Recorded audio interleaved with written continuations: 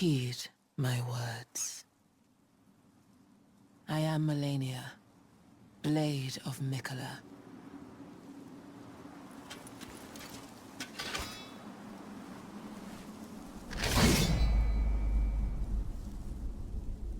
And I have never known defeat. Malenia. Rien que de dire ce nom réveille absolument tous les traumatismes chez les joueurs de Elden Ring. Ne vous mentez pas vous-même. Hein, sachez-le.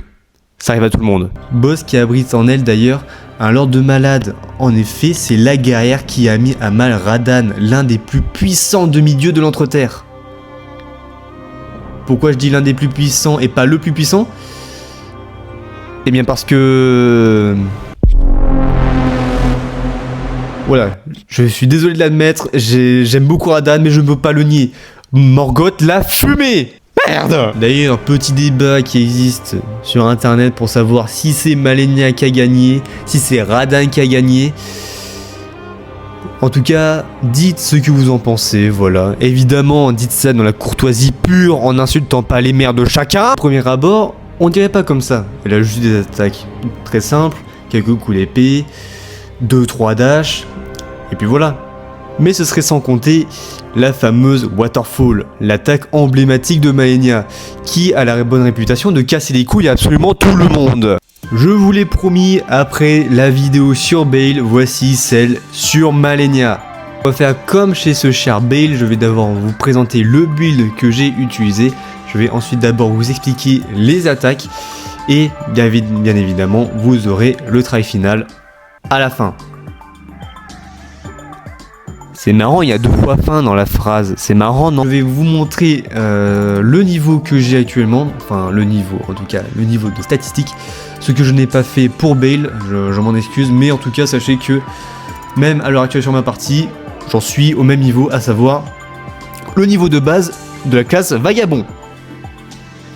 Parce que je crois qu'il y a un petit trick pour se mettre justement niveau 1, mais je crois que ça ne change rien au niveau des statistiques. Voilà, je vous mets le niveau actuellement en gros, et au cas où, hein, je mets le niveau du Vagabond. Voilà, on peut voir que c'est le même. Donc on peut dire que c'est un peu RL1 vu qu'on commence du tout début quoi. Donc déjà concernant le build, on va commencer par la tenue. Je me suis inspiré du meilleur joueur d'Elden Ring qui existe au monde, à savoir Let Me Solo Her. C'est-à-dire juste un pot. On va utiliser les Glolberry avec les mêmes affinités utilisées que pour Bayle, à savoir la glaciation et le saignement, puisque ce sont les deux affinités auxquelles elle est faible. Concernant les talismans, on va d'abord utiliser le talisman de la danseuse bleue, je crois que c'est ça le nom, qui permet d'infliger plus de dégâts en fonction de votre charge d'équipement. Sauf que ça fonctionne en inversé. Si vous avez une charge d'équipement qui est faible, là vous pourrez infliger plus de dégâts. Par contre si vous êtes très lourd, bon bah là le bonus il sera quasiment inexistant. Également utiliser la version moins bien du talisman de la tortue à 2 têtes, à savoir le talisman de la tortue. Voilà, ça permet d'améliorer votre récupération d'endurance. On va utiliser le saut meurtrier de Radagon qui augmente certaines stats au détriment des dégâts subis. Bon, je vais pas la refaire mais extrait. Bon, si vous comptez faire du no-hit, les dégâts subis, bon, vous avez un peu rien à foutre, on va pas se mentir. Et enfin, par pure vengeance personnelle, on va utiliser l'héritage du fléau des astres qui améliore votre force. Parce que je dois venger Radahn en fait. Concernant la fiole de salut miraculeux, on va utiliser les mêmes trucs que celle utilisée sur Bayle, à savoir l'amélioration des attaques chargées et celle qui augmente la force.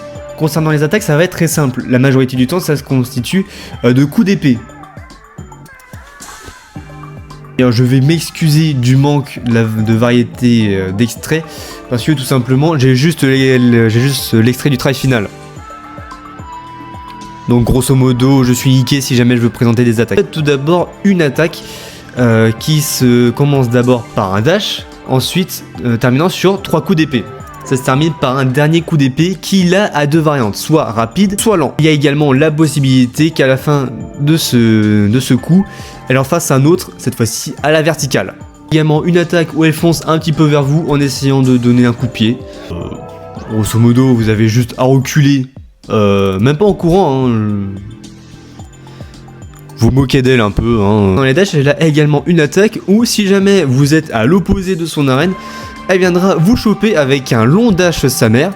Et si jamais vous faites choper, bon bah là elle vous embroche comme une brochette de viande au barbecue. Et ensuite, la phase 2, où là il n'y a vraiment pas grand chose qui change, à part évidemment quelques attaques qui s'ajoutent, mais c'est surtout au niveau des combos que ça change. Sur les combos que je vous ai déjà présentés, il y a possibilité qu'elle y ajoute un dernier coup où elle s'envole et elle donne un dernier coup d'épée sur le sol. Et c'est là qu'il faut faire attention, parce que cette attaque, en tout cas ce coup, a la capacité d'infliger de la putréfaction écarlate.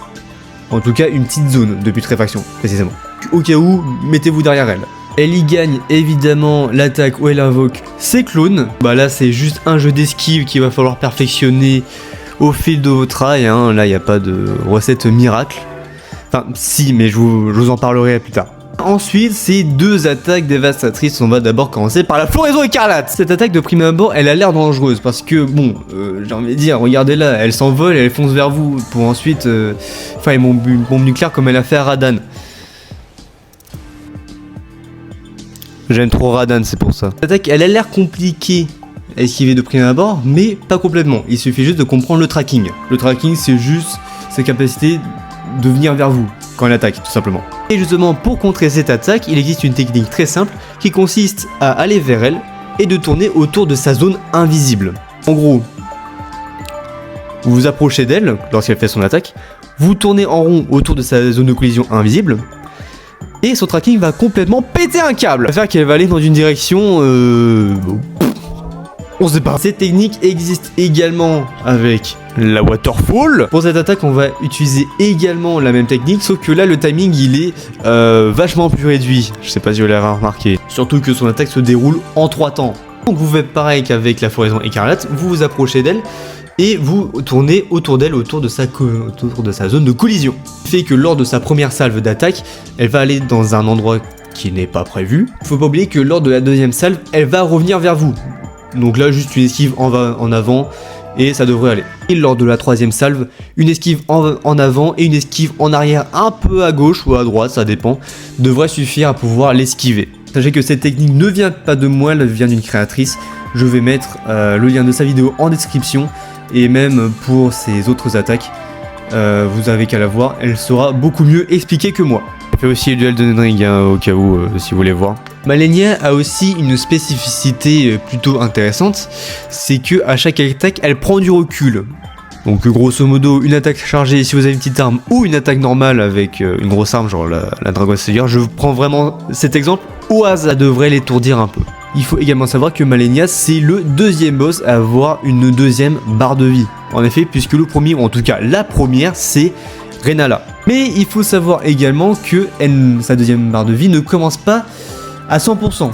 Elle en perd un petit peu suite à sa transformation, et peut-être dû aussi au poison sous stéroïde qui est la putréfaction écarlate. Donc vous vous en doutez, qui dit de barre de vie est égal travail plus long, donc contenu plus long, plus de plaisir à me voir bolosser cette personne respectable, voilà, qui donne un cours de patience et de persévérance à absolument tous les joueurs.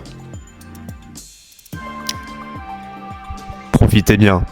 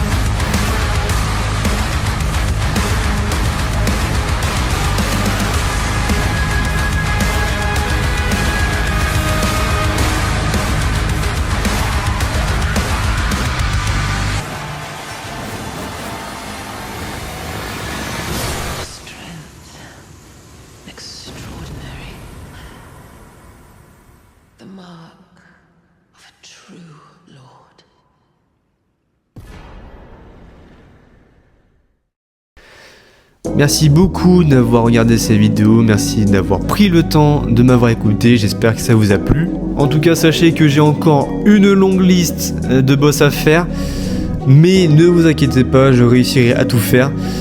Bon, il faut que j'en refasse certains en NG2, ce qui risque d'être encore plus compliqué. Là, dans ma liste qui reste à battre, en tout cas dans la partie actuelle, bah il y a le diable en personne. Voilà. D'abord, faut que je batte ces connards. Dites ce que vous voulez, je m'en bats les couilles, j'invoque Huntsback et Thiolier, voilà. Comme ça, c'est dit. Je n'ai pas envie de faire un V4. Voilà. D'ailleurs, j'ai toujours cette idée de faire une tier list Bloodborne. Faut juste que je vois comment enregistrer sur ordinateur, mais normalement ça devrait pas trop être compliqué. Dites-moi ce que vous en pensez, si ça peut être intéressant de faire ça. En tout cas, on se retrouve pour une prochaine vidéo, peut-être Elden Ring, on ne sait pas, avec peut-être, je sais pas, peut-être sa version masculine. Those stripped of the grace of gold shall all meet death.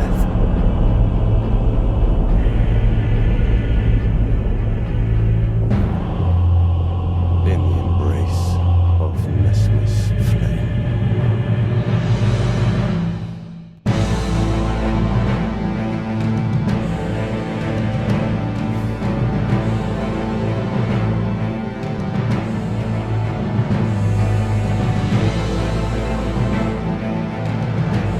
J'espère que je vous donne pas trop chaud avec ma tenue, hein.